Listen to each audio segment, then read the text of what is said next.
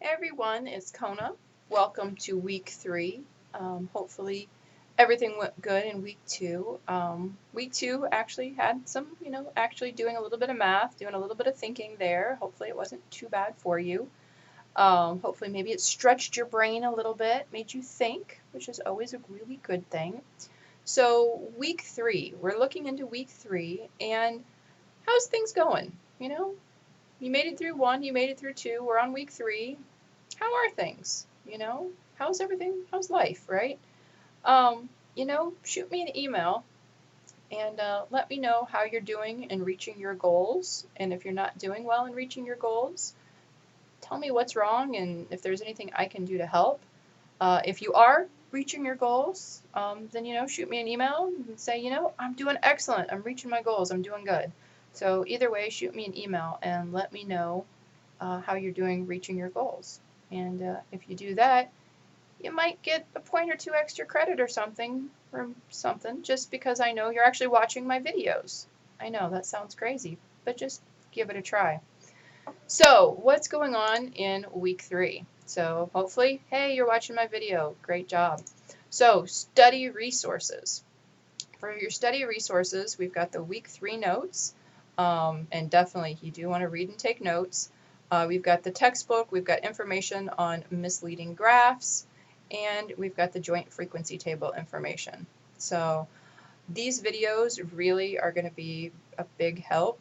This is a cross tabulation video. Once again, this is a video that my husband made that, and obviously he puts a lot more time. My videos are like quick and dirty, and his videos are all like professional and awesome. But hey, he's a full-time math professor and I'm an adjunct, so sorry, guys. I'm doing my best, right? Hey, A for effort. But make sure you watch the 2 videos. The week 3 notes go along with my video. His video was just kind of an awesome video that I thought that would help you when you go to take your quiz for this week. So for this week, we actually have 2 discussions, Project 1 mini tab analysis and the quiz. So actually, let's skip straight to the quiz. So for the quiz, you definitely want to watch the video that my husband did and the video I did. That's really, if you do that, this should be a pretty easy quiz for you. Entering in answers, it's really important. Do not type in the percent sign. And for example here, if you're 12 over 39 equals this, you would first multiply that by 100 to get the 30. With 1 decimal place, it's the 30.8. So just make sure you're entering that into Canvas correctly. I will say, if you get an answer wrong because of some crazy rounding thing and you think it's inaccurate, please let me know. Please email me and say, hey, I think I should have got this right. I was, ask me to look at it if you think something is off. So please don't ever hesitate if you think Canvas graded something incorrectly, or if you think maybe you should pick up a point or two. Let me know. I will. I'm not saying I'll give you the point, but I'm saying I'll check it out. I'll look into it for you. So back to week 3. Let's go ahead now and look at the misleading graphs and the recognizing bad statistics discussions. So misleading graphs. It starts out, pie charts. Are pie charts very good? And here's some resources of how to spot misleading graphs. Now, just because it's talking about pie charts here, don't think you have to find a pie chart for this assignment. That was just kind of a little something extra there. So for directions, review some of the misleading graph resources listed above, then search online and find a recent, within the last 4 months, news article that has a graph. Can be any type. And below are a few websites you can use to find a graph, but feel free to find something in an area that interests you. So sports, hobby, career, whatever. In your initial post, put the link to the graph, the name of the article or website that you found the graph, and ask 2 questions related to the graph. The questions you post should have to do with reading and understanding the graph. So for example, let's go ahead and open Pew. And, oh, there we go. So first one, we'll just use this one. So publics worldwide unfavorable toward Putin and Russia. Yeah, surprise, surprise. So little confidence in Putin, low opinions of Russia. So you would want to make sure if you are using this table or this set of tables that you would indicate which one. So you would say something, the first set of tables, little confidence in Putin, low opinions of Russia. regional median saying, and then you would indicate. So see, this is confidence in Putin to do the right thing, Russia's power. I'm going to say favorable view of Russia. And so then I would say I'm using the little confidence one, favorable view of Russia, and what is the percentage of people in the Middle East who have a favorable view of Russia? Well, in that case, it's 35%, but that would be the question. Now, you don't provide the answer, you just ask the question related directly to the graph. Or you could scroll down. Here's other ones. So you could ask maybe for the most have little confidence in Putin graph or figure.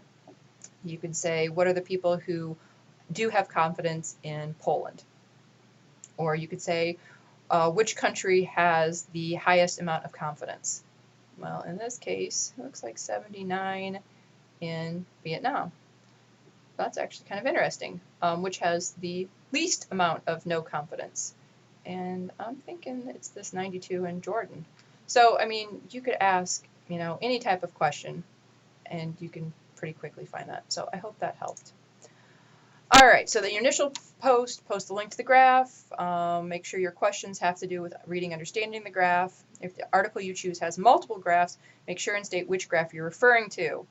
If you want to do a little extra, you can include a picture of your graph in your discussion.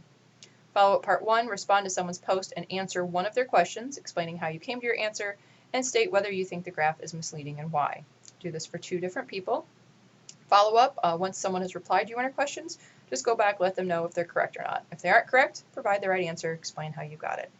So once again, remember the initial post is due Thursday, and the follow-up posts are due Sunday, and then if you need to, you can come back on Monday and finish it up.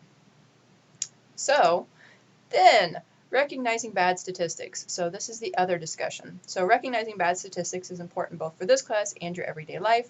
For this discussion, you'll research how to spot bad statistics and come up with ways to avoid falling for them. So the initial post, review the resources above and then answer the following questions. Feel free to look up additional resources. What are the top things you should look out for, or what are the top things you should look out for when you see statistics used in articles or websites? And then based on what you learned from the resources above, evaluate the news article you found for discussion 3, misleading graphs. So in this case, and of course, I think I got rid of it. Okay, we'll go back to Pew. And luckily it was this one. Okay, so in this case, then for this topic, so it says evaluate the news article you found for discussion 3A. So I would come back here and I would then evaluate this article based on the information that I found in these to see whether or not I thought this really was a credible article or not. So how credible does the statistics claim seem? Make sure to avoid or to provide specific details and information. So don't just say, I think it's credible. Well, explain why you think it's credible. So, well, it's from Pew, and Pew is kind of an expert leader in these types of things. It's that, let's see, I think it's page 3. Normally, if you use the Pew research, the last page, they'll provide a methodology where they literally provide detailed information on the survey methods for this report, which is really huge if you're trying to figure out whether or not this was done. Now, this doesn't mean necessarily that it was good. I mean, okay, it really is a good one. I'm probably about 99% sure. But you would want to then go and look at the methodology and kind of check and see, which goes back to, some of these right here, which would kind of say, look at the methodology, see what it was.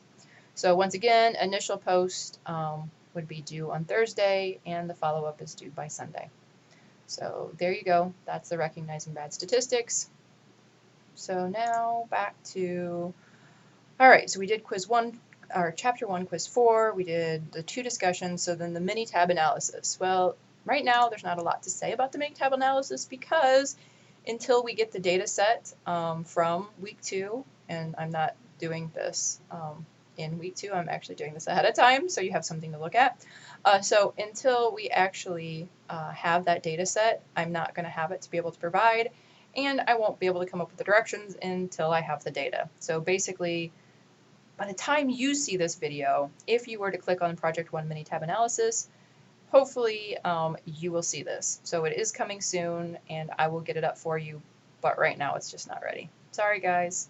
but it's coming. So double check, it'll be there soon. And I think that's it for this week. So hope this helped. Thanks.